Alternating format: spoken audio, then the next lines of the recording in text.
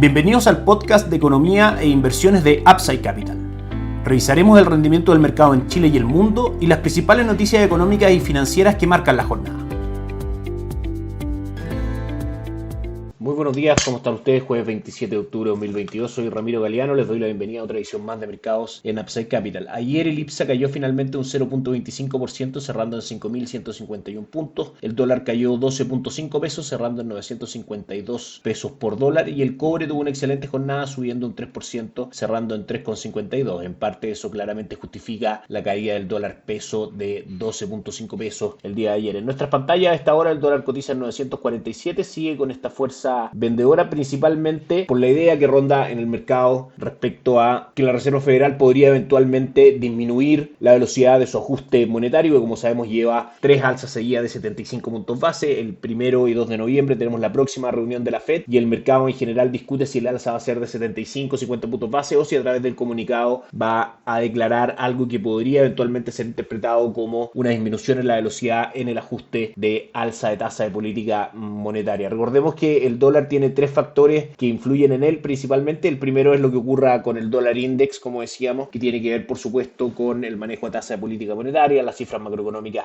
de Estados Unidos y lo que pase en el dólar en general en el mundo. El segundo es lo que ocurra con el cobre. Como sabemos, la relación es inversa. Si es que el cobre tiende a caer, el dólar en Chile va a tender a subir. Y lo tercero son los factores internos, y dentro de los factores internos tenemos distintos drivers que podríamos estar analizando. En primera instancia, la recesión esperada para la economía local, mientras más fuerte sea, claramente va a ser más depreciativa para el peso chileno. Finalmente el peso es la cara visible de la economía en ese sentido. A medida también que tengamos una menor inflación y que el Banco Central vaya rebajando la tasa política monetaria, también es un factor que debiésemos ver como alcista para el dólar. Lo que puede ser bajista para el dólar, es decir, apreciativo para el peso en cuanto a factores locales, es un acuerdo por seguridad social, una nueva constitución, etcétera, mucho más de centro que la propuesta constitucional que fue rechazada durante septiembre y que en el fondo el mercado tienda a percibir que el diálogo político y social vuelve a tranquilizarse en Chile, que son claramente características vitales para que la actividad económica se pueda desarrollar de buena manera. Entonces, como decíamos, el dólar cotizando en 947,30, si ejecuta la ruptura de los niveles de 947, donde está el soporte actual, probablemente de continuar la fuerza vendedora vamos a ver caídas hasta 934, es lo que a lo menos gráficamente marca en nuestras pantallas el gráfico del dólar peso. Si nos vamos a las acciones, sube hoy día el IPSA un 0.57%, las más transadas a esta hora son Sokimich P, que cae un 0.87%, y Vapores, que sube un 0.66%. La TAM tiene otra jornada positiva, subiendo un 3.43%, cotizando en 45,89 pesos por acción. Y el cobre cae un 0.27% en 3,53 dólares por libra de cobre, sin grandes variaciones respecto al precio del cierre de ayer. Si nos vamos a los mercados alrededor del mundo, tenemos ayer un día principalmente negativo para los mercados en Estados Unidos. El S&P 500 cayó un 0.74%, el Nasdaq cayó fuerte un 2.04% y el Dow Jones terminó levemente positivo en un 0.01%. La caída de ayer fue principalmente por los malos resultados mostrados por Microsoft y por Alphabet, la matriz de Google, respecto a su ingreso por venta y beneficio por acción respecto a su ejercicio del tercer trimestre de este año. De ahí que el Nasdaq, el índice tecnológico, fue el que más se resintió, cayendo un 2%, y el S&P 500 independiente, que estuvo durante la jornada en terreno positivo, no logró terminar en verde y terminó, como decíamos, cediendo un 0.74%. Si seguimos con la temporada de entrega de resultados, ayer en la tarde entregó resultados Meta Platforms, la matriz de Facebook, que decepcionó en su medición de beneficio por acción y que a esta hora en el mercado transa con una caída del 21.15%, cotizando en 102.45, de manera que eventualmente podríamos esperar una mala jornada nuevamente para el Nasdaq, el índice tecnológico en Estados Unidos. Si nos vamos al calendario económico, tenemos varias cosas que comentar el día de hoy. En primera instancia, el Banco Central de Europa aumentó la tasa de política monetaria en 75 puntos base, y a través de su comunicado, conferencia de prensa, etcétera, de la presidenta de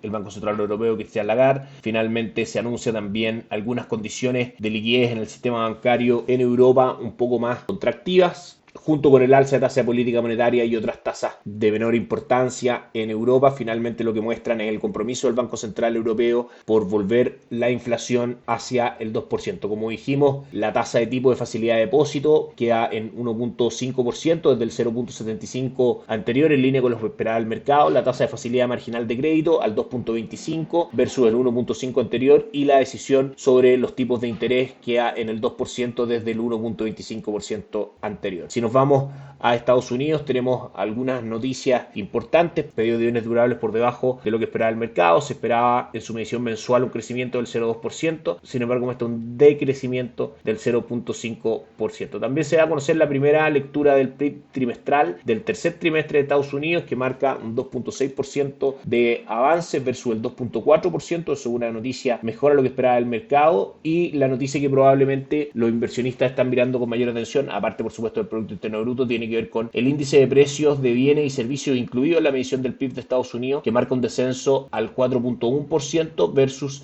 el 5.3% que el mercado esperaba. Por último, las peticiones semanales por subsidio de desempleo marcan 217.000 versus 220.000 esperadas. En resumen, tenemos a los precios de bienes durables en su medición subyacente y total, midiéndolo mensualmente, y a los índices de precios de bienes y servicios incluidos en el PIB por debajo de lo esperado, y a un Producto Interno Bruto mejor a lo esperado, y peticiones semanales por subsidio de desempleo mejor a lo esperado. Esa es la lectura de noticias hoy día en Estados Unidos. Mañana va a ser un día también bastante importante, porque vamos a conocer, dentro de otras cosas, el precio del gasto en consumo personal subyacente, una medición que la Reserva Federal utiliza bastante, conocida como el PCE, para tomar su decisión de tasa de política monetaria, que, como decíamos, la reunión se va a efectuar entre los días 1 y 2 de noviembre de este año. También mañana tendremos ventas de viviendas, expectativas de consumidor de la Universidad de Michigan y una serie de datos menores también en Estados Unidos, así como en Europa. Y por último, hoy día, para el cierre de mercado, luego que eso ocurra, se esperan los resultados de Apple y probablemente Amazon, que no marca horario en el calendario económico. Sin embargo, si no entregó previo a la apertura, probablemente lo haga después del cierre. Mastercard entrega resultados por sobre lo esperado, y Merck también resultados por sobre lo esperado en el calendario de reportes de resultados de empresas del tercer trimestre listadas en el S&P 500. Por último, nos vamos a los mercados, donde el dólar index avanza hoy día un 0.25%. En Asia la jornada es mixta, con el Nikkei 225 de Japón cayendo un 0.32%, el Hansen de Hong Kong arriba un 0.72% y el índice de Shanghai cayendo un 0.55%. En Europa tenemos al DAX alemán subiendo un 0.23% y el Eurostoxx 600 arriba un 0.11%. El índice accionario de Italia y el IBEX 35 de Madrid suben un 0.7% aproximadamente